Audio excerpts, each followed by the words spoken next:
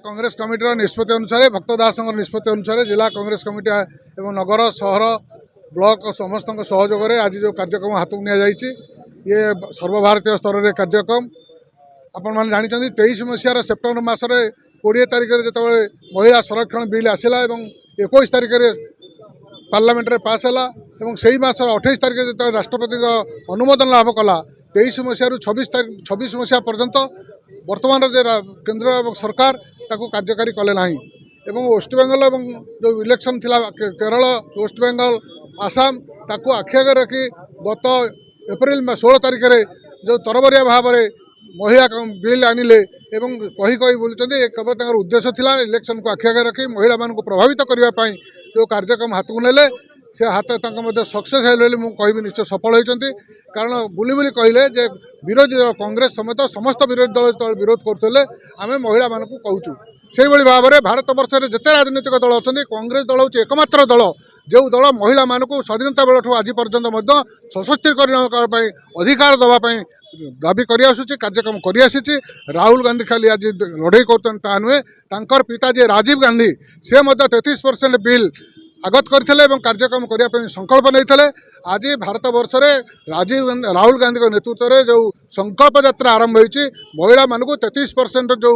reservation ये reservation आगामी दिन में निश्चित भाव में दिज्व ये रिजर्वेशन ये जो पहलिका कर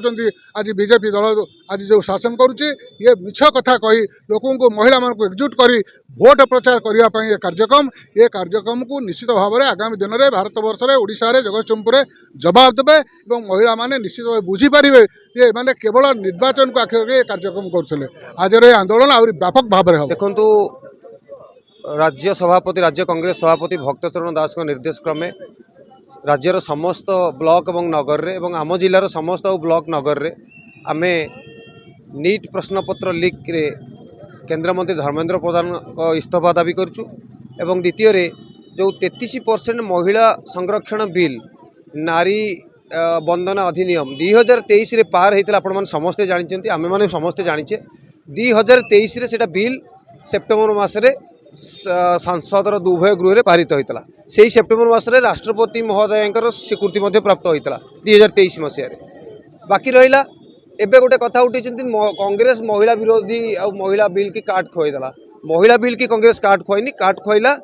डिलिमिटेशन बिल जो डिलिमिटेशन बिल त्रुटिपूर्ण थिला महिला संरक्षण बिल यही 2026 मसीहा एप्रिल मसरे गेजेट नोटिफिकेशन है 2023 रे संसद में पारित होता कि दुखर विषय से सरकार ताकू शीतल भंडार रखीदे शीतल भंडार रखीदे लागू कले ना एवं 2026 मसीहा एप्रिल मास 16 तारिख में मध्यरात्रि गेजेट नोटिफिकेशन कले कि लागू कले ना 17 मसीह डिलिमिटेशन बिल आनले 131तम संसद संविधान संशोधन में जहाँ को आम काट खुआलु कहीं आम दाबी करुँ 2023 मसीहार जो बिल महिला आरक्षण बिल 33% से तुरंत लागू करूँ बर्तमान जी सीट अच्छी राज्यसभा लोकसभा 543 विधानसभा गुड़िक जहाँ अच्छी आम राज्य हो अन्य राज्य मान जहाँ से सीट अच्छी से आधार में लागू करूँ एवं लागू कले हुए तो 2027 7-8 इलेक्शन अच्छी स्टेट रे से स्टेट रे हुए तो सेटा इम्प्लीमेंट हो कुहेलिका न करूँ